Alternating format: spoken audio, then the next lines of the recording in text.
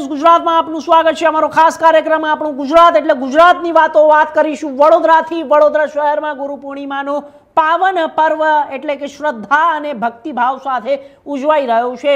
કીર્તિ મંદિર સ્થિત પૌરાણિક શ્રી દત્તાત્રેય મંદિરમાં વિશેષ અભિષેક મહાપૂજા આરતીનું આયોજન કરવામાં આવ્યું, જ્યાં મોટી સંખ્યામાં દત્ત ભક્તોએ દર્શન કરી ગુરુદેવના આશીર્વાદ પ્રાપ્ત કર્યા। સમગ્ર દેશમાં આજે ગુરુ પૂર્ણિમાનો પાવન પર્વ શ્રદ્ધા અને ભક્તિ સાથે ઉજવાઈ રહ્યો છે। વડોદરાના કીર્તિ મંદિર સ્થિત પૌરાણિક દત્તાત્રેય મંદિરમાં પણ ગુરુ પૂર્ણિમાની મહોત્સવની ભવ્ય ઉજવણી કરવામાં આવી। મંદિરના અગ્રણીઓએ જણાવ્યા મુજબ અહીં ગાયકવાડ સરકારના ગુરુ મહારાજની સમાધિ આવી છે। તેમના ગુરુસ્થાન તરીકે દત્તાત્રેય ભગવાનની સ્થાપના કરવામાં આવી છે। આ મંદિર વડોદરાના સૌથી પૌરાણિક અને ઐતિહાસિક ધાર્મિક સ્થળોમાંનું એક માનવામાં આવી રહ્યું છે। એટલે ગુરુ પૂનમ છે અને આ પૂર્ણ ભારત વર્ષમાં ગુરુ પૂનમ તરીકે ઉજવવામાં આવે છે। આપણા વડોદરામાં આવેલું શ્રી કીર્તિ મંદિર ખાતે શ્રી દત્તાત્રેય ભગવાનનું જે મંદિર છે એમાં કુબેરેશ્વર મહારાજની સમાધિ છે અને એ સમાધિ એટલે આપણા ગાયકવાડ સરકાર જે છે એમના આ ગુરુ છે અને એમની આ સમાધિ છે એટલે એમના ગુરુ સ્થાન તરીકે એમને આ દત્તાત્રેય ભગવાનની અહીંયા મંદિરમાં સ્થાપના કરેલી અને આ વડોદરામાં સૌથી પૌરાણિક મંદિર છે। ગુરુ પૂનમના ઉત્સવના નિમિત્તે આજે ભગવાનના અભિષેક મહાપૂજા સવારે થઈ, 8:30 વાગે આરતી થઈ અને સાંજે પણ 8:30 વાગે આરતી થશે। ગુરુ પૂનમનું મહત્ત્વ વિશેષ એવું છે કે આજે આપણા જે કંઈ ગુરુ આપણે કરેલા હોય, જેમણે આપણે જ્ઞાન આપ્યું છે, આપણા માતા પિતા સૌથી પહેલાં આપણા ગુરુ કહેવાય અને પછી આપણે જે જ્ઞાન આપે એ ગુરુના આપણે જે શિષ્ય કહેવાય। તો એમની આજે આપણે ગુરુ પૂજન કરીને એમના આશીર્વાદ લેવાનો આજનો દિવસ છે, એમના ઋણ ચૂકવવાનો દિવસ છે।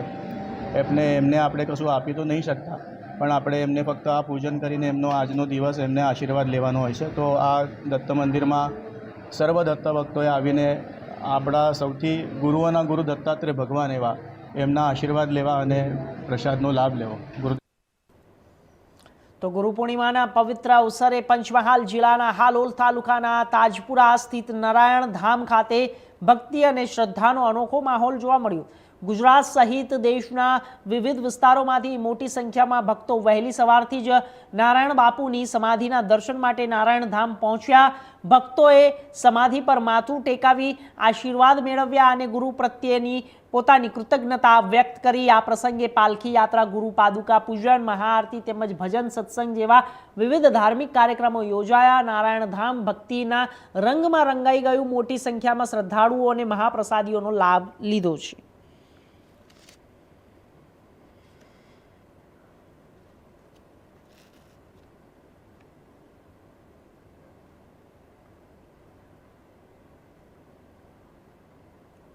તો આગળ વાત કચ્છની। પૂર્વ કચ્છના ગાંધીધામ એ ડિવિઝન પોલીસ મથકમાં વિસ્તારમાં ટ્રાન્સપોર્ટના વેપારીના અપહરણ અને ખંડણીના ગુનાનો પોલીસે ભેદ ઉકેલી કાઢ્યો છે।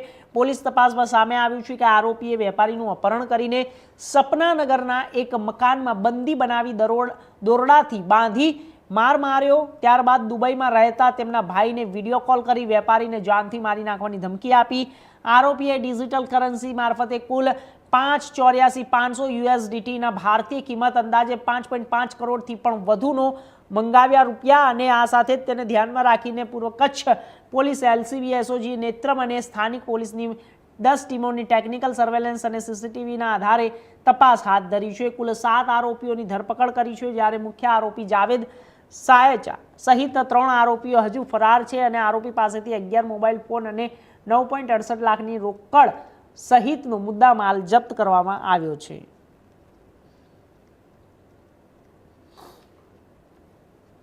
ગાંધીધામ શહેરના જે એક આસોપાલવ માર્કેટ છે, માર્કેટ વિસ્તારમાં છે, ત્યાં 12 વાગ્યાની આજુબાજુ એક બનાવ બનેલ, જેમાં જે વ્યક્તિ છે જે આ કેસમાં ભોગ બનનાર છે, જે ફરિયાદી દિલીપ મજેઠિયા, એ ત્યાં એમના જે ઓફિસ છે ત્યાં જવા માટે ગાડીથી ઉતરેલ અને જ્યારે ઉતરેલ ત્યારે સામે એક કારમાં એક વ્યક્તિ બેસેલ જેમનું નામ જાવેદ છે।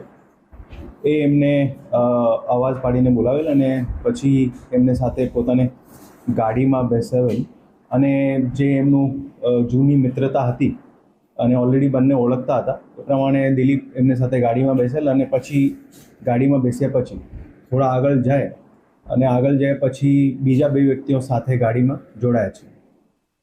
પછી જ્યારે બધા સાથે ગાડીમાં જોડાય તો દિલીપને જાવેદના ઘરે જઈને જાવેદના ઘરમાં દિલીપને દોરડાથી બાંધીને ગોંધી રાખે છે અને આ આખા બનાવ દરમિયાન પછી જાવેદ દ્વારા દિલીપના જે ભાઈ છે જે દુબઈ રહે છે એમને વિડીયો કોલથી કોન્ટેક્ટ કરવામાં આવેલ અને પછી એમને પાસેથી પૈસાની માંગણી કરવામાં આવેલ.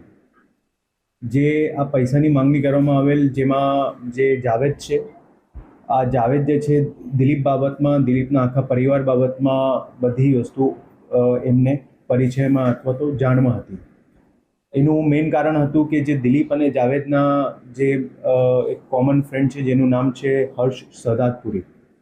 એ હર્ષ અને જે ભોગ બનનાર છે એ ઘણા ટાઈમથી મિત્રો છે અને ઓળખતા પણ હતા અને એ લોકોનો આપસમાં પૈસાનો વ્યવહાર પણ હતો અને એમાં જે દિલીપ છે એ હર્ષ પાસેથી ઘણી રકમ જે છે એમને માંગવાની પણ હતી, પેન્ડિંગ હતી. પછી જ્યારે જાવેદને ઘરે ત્યાં દિલીપને ગોંધી રાખે છે ત્યારે જે એમને ભાઈ સાથે દુબઈથી જે વિડીયો કોલિંગથી કોન્ટેક્ટ થાય ત્યારે એમને પાસેથી જે છે પૈસાની માંગણી કરવામાં આવે છે $, અને જે પૈસાની માંગણી કરવામાં આવે એ પૈસા જે છે એમને અલગ અલગ ઇલેક્ટ્રોનિક ટ્રાન્ઝેક્શનથી એ પૈસા આપવામાં પણ આવે છે જાવેદને. અને એ જ્યારે પૈસા આપવામાં આવે એના પછી દિલીપને જાવેદ દ્વારા એક ગાડીમાં ગાંધીધામના ઓસ્લો સર્કલને ત્યાં નજીકમાં એમને છોડી મૂકવામાં આવે છે.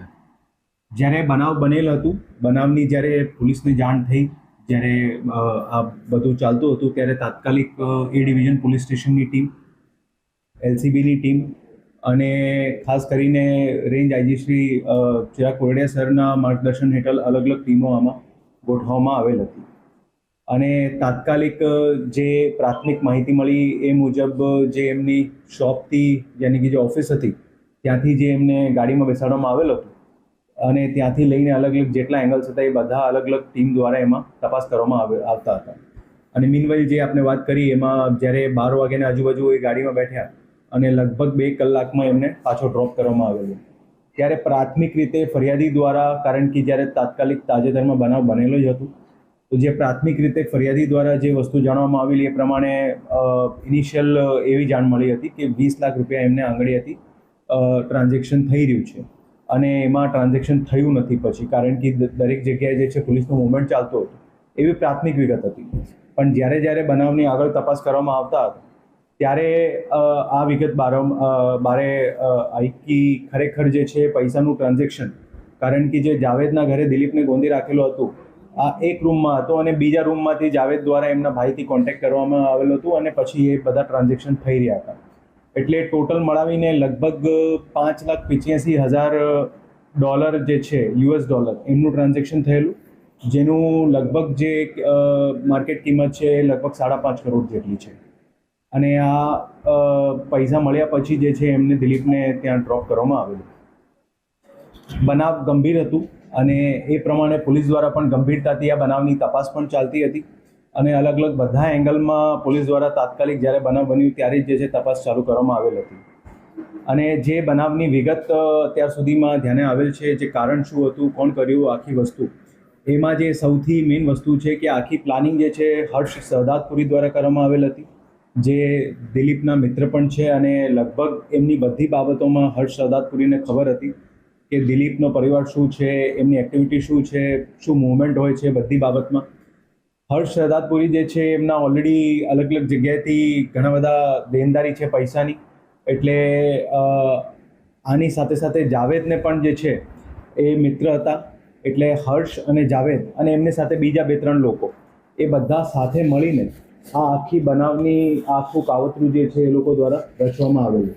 અને એમાં જે હર્ષ દ્વારા પ્લાનિંગ હતી અને જે એક્ઝિક્યુશન હતું એ એક્ઝિક્યુશનમાં જાવેદને સાથે બીજા 2 લોકો, જેમાં એક રિઝવાન કરેન છે અને એક સોહેલ કરેન છે, એ લોકો દ્વારા એનું એક્ઝિક્યુશન કરવામાં આવેલું.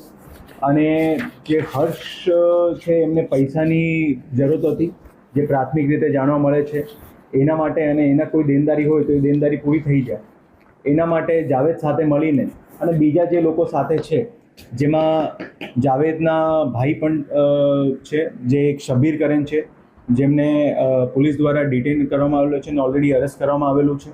અત્યાર સુધી આ બનાવમાં ટોટલ 7 લોકોને અરેસ્ટ કરવામાં આવેલા છે, જેમાં એક છે હર્ષ કિશોરભાઈ સહેદાદપુરી, જે મેઇન પ્લાનર છે.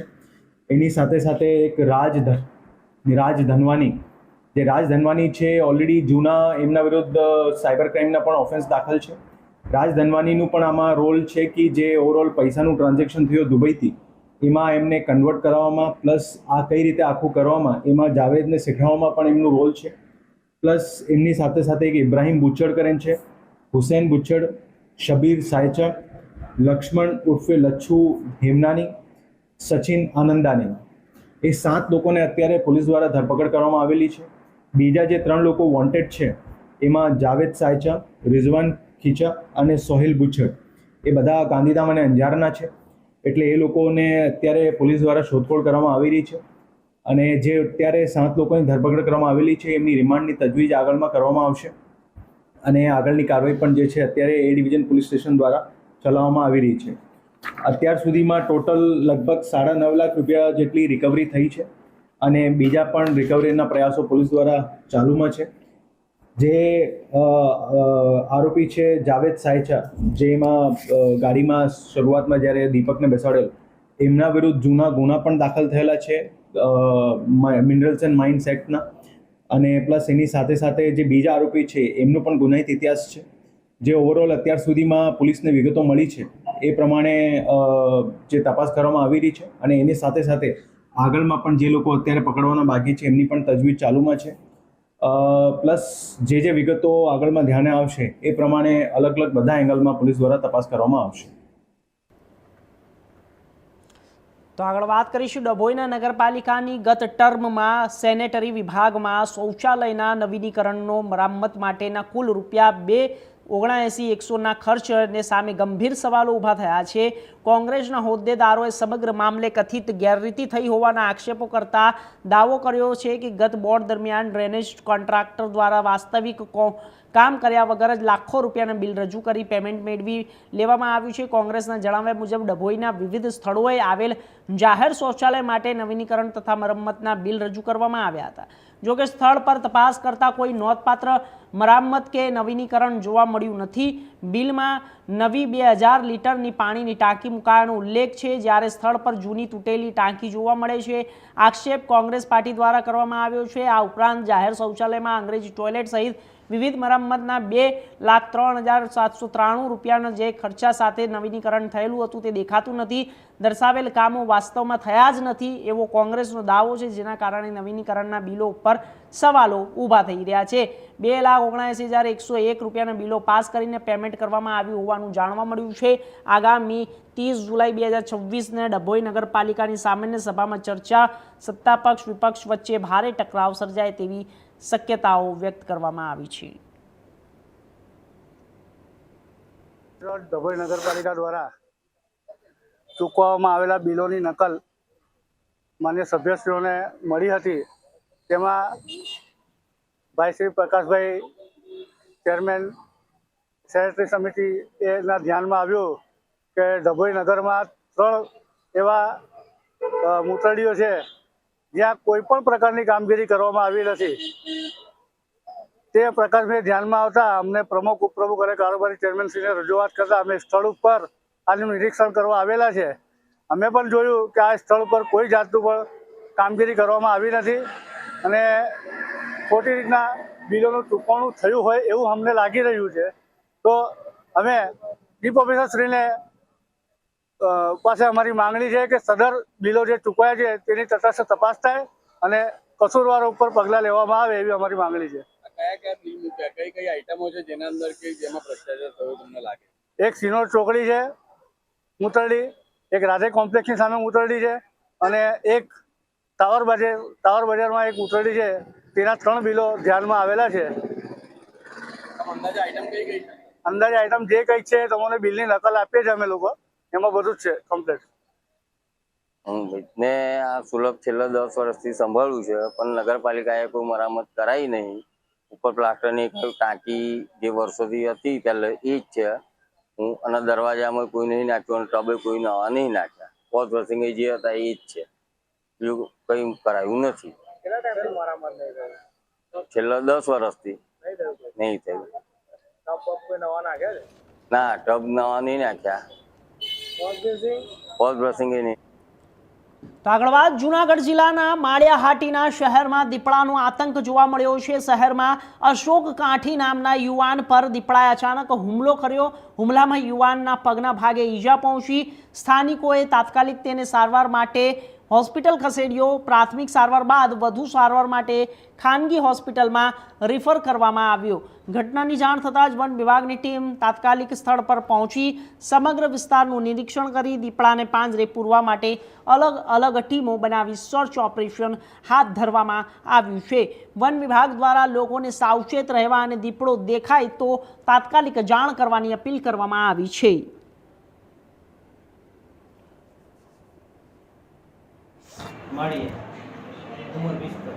આજે શું બન્યું અશોકભાઈ?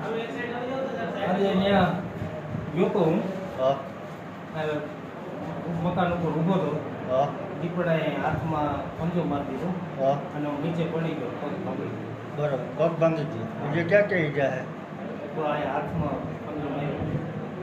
આ કઈ જગ્યાએ બનાવ બનેલો હોય? તાલુકા પંચાયતની પાછળ. તાલુકા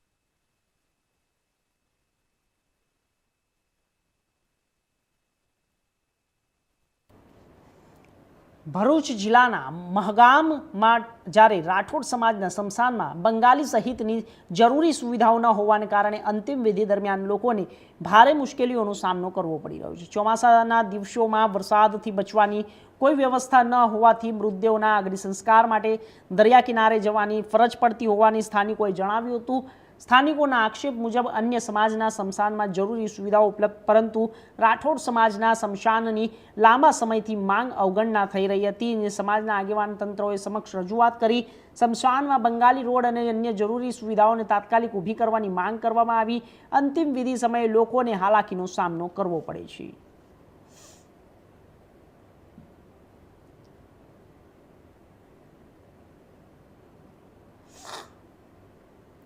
તો હવામાન વિભાગે આગામી 7 દિવસ સુધી ગુજરાતમાં વરસાદની આગાહી આપી છે અને આ સાથે 30 જુલાઈથી વરસાદની તીવ્રતા વધવાની શક્યતા છે. 31 જુલાઈ માટે દક્ષિણ ગુજરાત, અમદાવાદ સહિત માટે રેડ એલર્ટ જારી કરી દેવામાં આવ્યું છે. 1 ઓગસ્ટ માટે અમદાવાદ સહિત ઉત્તર ગુજરાત માટે ઓરેન્જ એલર્ટ જાહેર કરવામાં આવ્યું છે. 31 જુલાઈ અને 1 ઓગસ્ટના રોજ સમગ્ર રાજ્યમાં વરસાદની આગાહી છે. રાજ્યમાં સરેરાશ 372.1 મીમી વરસાદ નોંધાયો છે. સામાન્ય 353.4 મીમી, 5% વરસાદ વિભાગના અનુસાર નોંધાયો છે. પરિસ્થિતિને ડિપ્રેશન, મોન્સૂન ટ્રેપ અને સિયર અને વેસ્ટર્ન ડિસ્ટર્બન્સની પ્રવૃત્તિઓને કારણે ઊભી થઈ છે.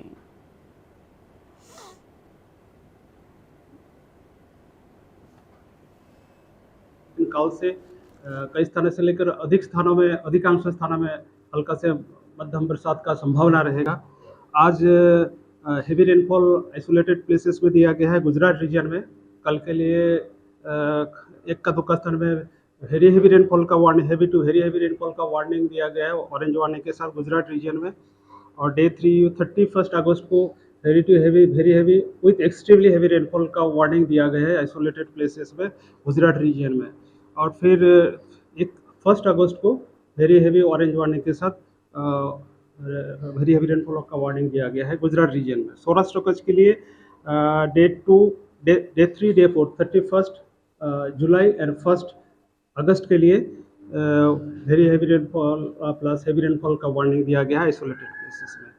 अभी आज जो येलो वार्निंग के साथ हेवी रेनफॉल का वार्निंग दिया गया है, इसमें है पंचमहल, दाहोद, महासागर और छोटा उदयपुर के लिए दिया गया है.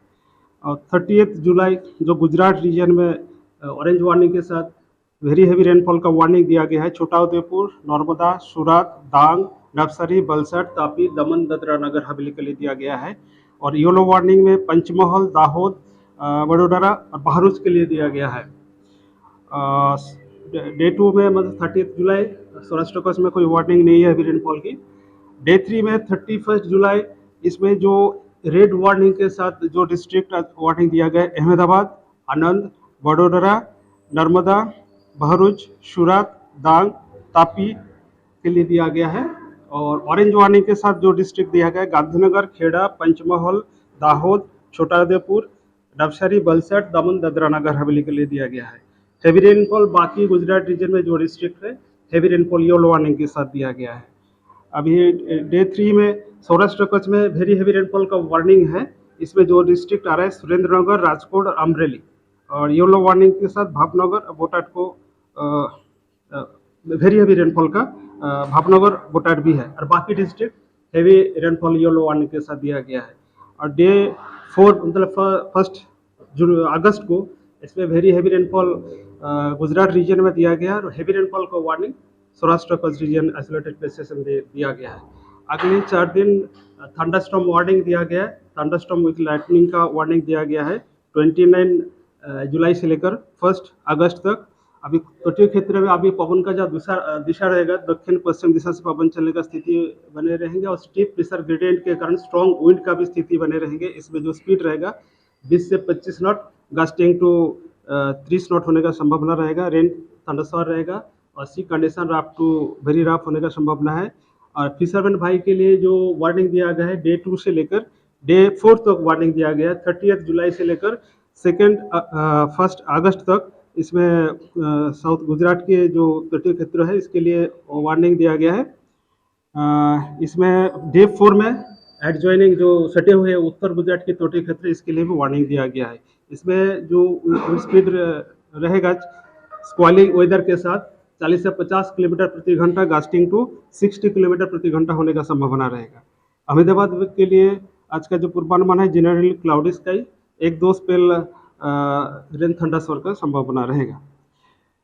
अभी जो वेदर सिस्टम हमारे लिए इम्पोर्टेंट है, जिसके लिए एक्सट्रीमली हेवी रेनफॉल जो वेट स्पेल आ रहा है 30 जुलाई से लेकर 2 अगस्त तक, इसमें जो मेन रोल प्ले कर रहे हैं डीप डिप्रेशन अभी मध्य छत्तीसगढ़ और एडजॉइनिंग जो उत्तर उड़ीसा के पास सटी हुई वो आगे बढ़ रहा है, लगभग पश्चिम दिशा में आगे बढ़ रहा है। अगले 24 आवर में वो अक्रॉस छत्तीसगढ़ और ईस्ट मध्य प्रदेश क्रॉस करने का संभावना है। अभी मानसून ट्रफ का जो पोजीशन है श्री गंगानगर होते हुए Bhiwani, Gwalior, then centre of low pressure होते हुए आगे बढ़ रहा है। और एक ईस्ट वेस्ट ट्रफ बने हुए हैं, ईस्ट वेस्ट शेयर जोन बने हुए हैं जो 23 डिग्री नॉर्थ में इसका पोजीशन है। और इसका जो एक्सटेंशन है 3.1 से लेकर 7.6 किलोमीटर ऊंचाई में एक shear zone, east west shear zone बने हुए हैं। एक वेस्टर्न डिस्टर्बेंस अपर या साइक्लोनिक सर्कुलेशन के रूप में अभी नॉर्थ उत्तर पाकिस्तान और एडजॉइनिंग जो जम्मू डिवीजन है इसके पास स्थित है। इसका लगभग 5.8 किलोमीटर ऊंचाई में बने हुए हैं। अभी जो रेनफॉल का स्थिति है राज्यों में, गुजरात राज्य में 372.1 mm बारिश हुआ है, जो सामान्य बारिश होना चाहिए था 353.4 mm। और जो डिपर्चर है पॉजिटिव डिपर्चर है 5% है पॉजिटिव डिपर्चर।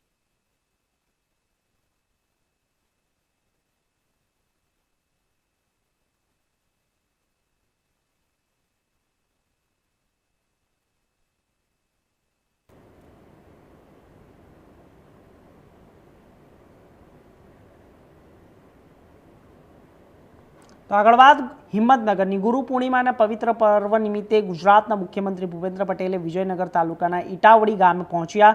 ઈટાવડી સ્થિત મંદિરમાં મુખ્યમંત્રીએ વિધિવત દર્શન પૂજન કરી રાજ્યમાં સુખ શાંતિ સમૃદ્ધિ અને જનકલ્યાણ માટે પ્રાર્થના કરી।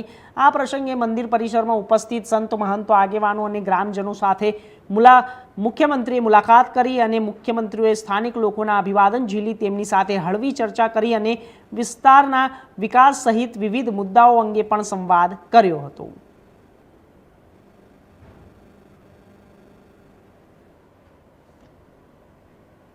तो अमरा खास कार्यक्रम आपणु गुजरात में बस आटलू ज। देश दुनिया तमाम समाचार माटे जोता रहो इंडिया न्यूज़ गुजरात। नमस्कार।